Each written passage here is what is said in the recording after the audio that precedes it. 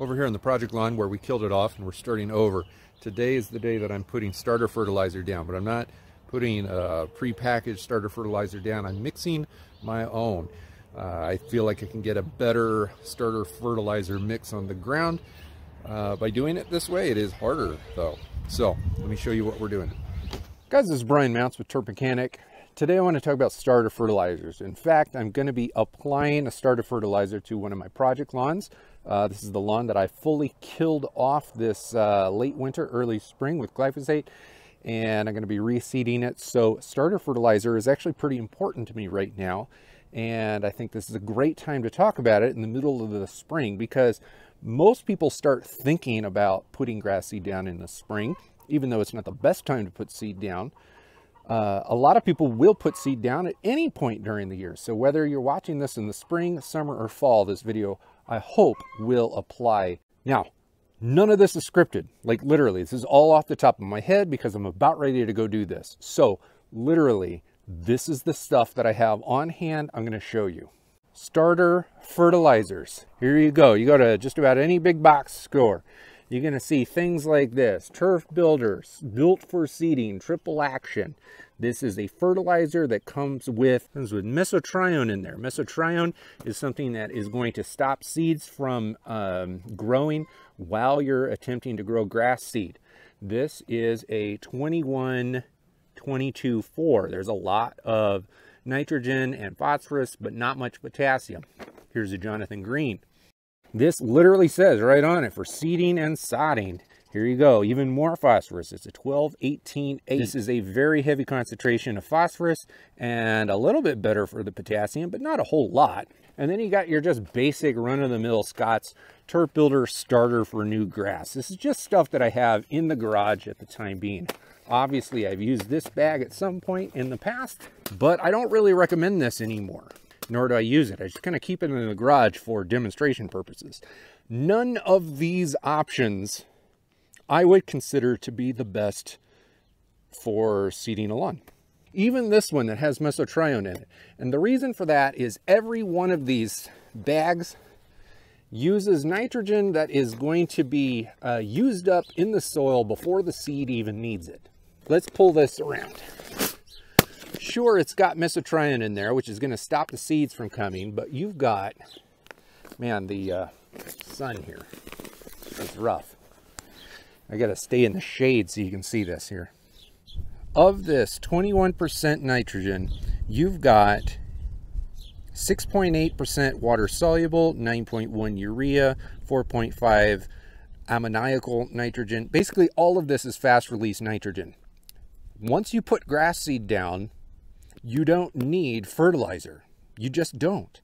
And that's the problem here with all of these, with the majority of starter fertilizers, is the grass seed sits on the ground for 7 to 14 days, maybe 21, depending on the grass variety that you're growing. It doesn't need fertilizer during the germination period, nor does it need fertilizer for the first 2 to 3 weeks after it germinates, because all of the nutrients that it actually needs in those first 3 weeks of seedling status come from the seed itself. So when you put seed on the ground, fertilizer does not need to be available for that baby grass until roughly a full month has passed. The vast majority of this fertilizer is water soluble and quickly available. It's totally unnecessary for the seed itself. Now, in this particular bag, the Mesotrione, that is going to stop weeds from establishing themselves within the first 21 days or so. However, we can get that product all by itself without adding in the fertilizer. And we get that using a straight Mesotrione product.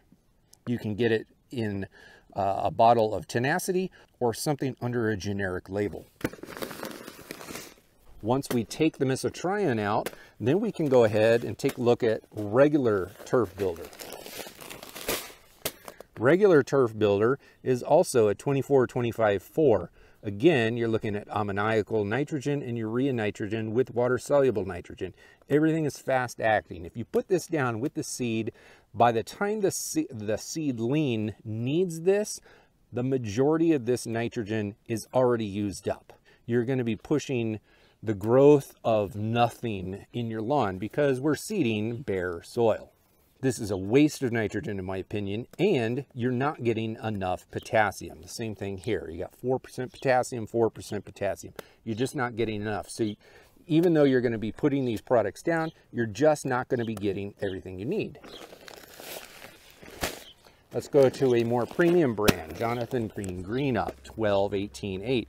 Here you're getting a lot more phosphorus compared to the nitrogen, and you're getting a little bit more potassium, which I do like.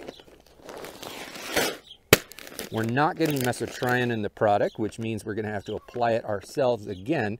But again, this product is coming from urea, polymer-coated urea. That means it's going to be slower available, and muriate of potash, which is a non-organic form of potassium. It's the cheaper version of potassium. So again, with this product, you're going to be spending a little bit more for the bag than you are for the Scots bag.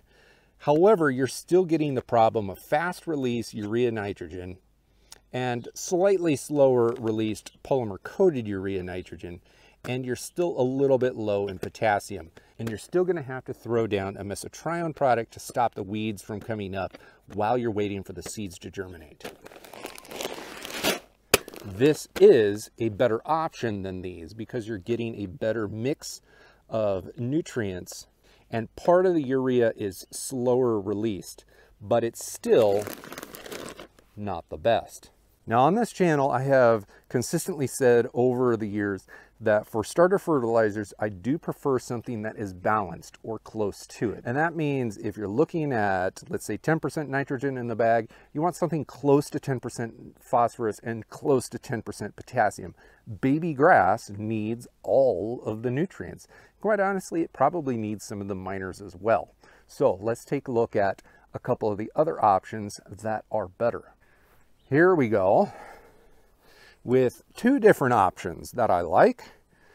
Here we've got the Yard Mastery Starter Fertilizer, which is a 12-12-12, but I want to say right off the bat that this is still deficient. This is not the best by a landslide, and that's simply because we're dealing with polymer-coated urea, sulfate of potash, and now we're getting into the organic versions of potash, with the same diammonium phosphate that we got in the Green Up over there from the Jonathan Green.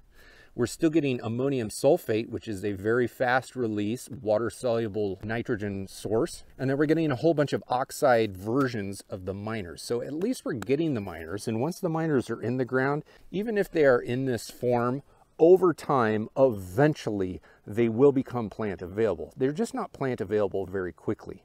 A better option than this, to stick with this balanced 12-12-12, is we're going to go over here to this Lawn Box product. Now this is labeled Fall Fix. This is not labeled starter fertilizer, but it does meet my qualifications of balanced. It's a 5-5-5. We get all nutrients in balance with each other.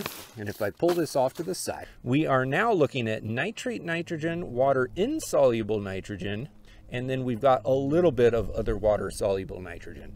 This is coming from soybean meal, phosphate rock, and potassium sulfate with a little bit of sodium nitrate. All of this material is a little bit slower available. This falls under the OMRI listed category, so it is labeled as fully organic.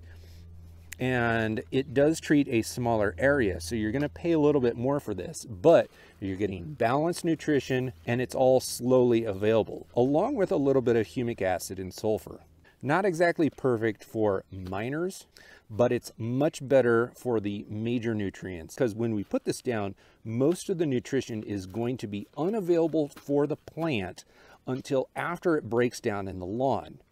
That means that when we put seed down, it will slowly break down in the lawn, and by the time it's available, that's when the seedlings are going to start wanting to use it. But I still don't think that this is the best option, because you still need to throw in minor nutrients and a weed blocking agent like Mesotrione. So let's go over here. This is what I'm actually applying in the lawn this spring. I am putting down straight up sulfate of potash. I'm going to be throwing down Milorganite, but I'm also going to be throwing on a whole bunch of alfalfa meal. Alfalfa meal has something in it naturally called tricontinol. Tricontinol is a rooting stimulant. So it's going to push, so the tricontinol that naturally occurs in alfalfa meal is going to stimulate your baby grass seedling to put more of its efforts into the rooting process as opposed to the growth process. I'm going to be mixing SOP, sulfate of potash, together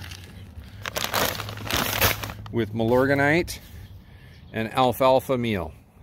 And then a little bit later, I'm going to be coming back in with, get this, Seabird Guano.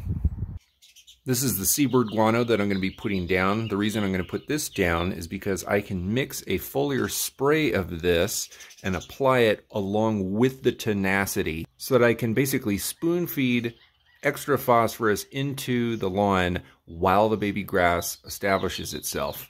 SOP gives me straight organic potassium. Milorganite gives me that semi-organic biosolid source of nitrogen and phosphorus. We're going to get the tricontinol plus some nitrogen and potassium from the alfalfa meal.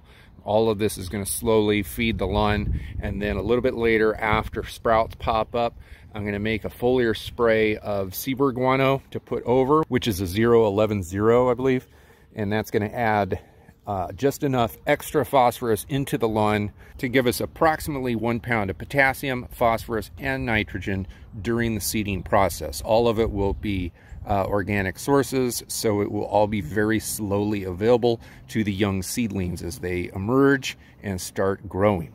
This is my 1.25 pounds of SOP. I'm going to stick that in the spreader, and it's going to get dusted over the lawn very, very lightly. I'm going to spray the whole seed bed down with Tenacity to stop the germination of weed seeds. And then I'm going to flatten the whole lawn with a thin layer of topsoil that I've gotten from a local nursery. It's a sandy loam mix, and drop some grass seed right on top of it. I'm going to rake the whole thing in. All of the fertilizers are going to break down very slowly and become slowly plant available.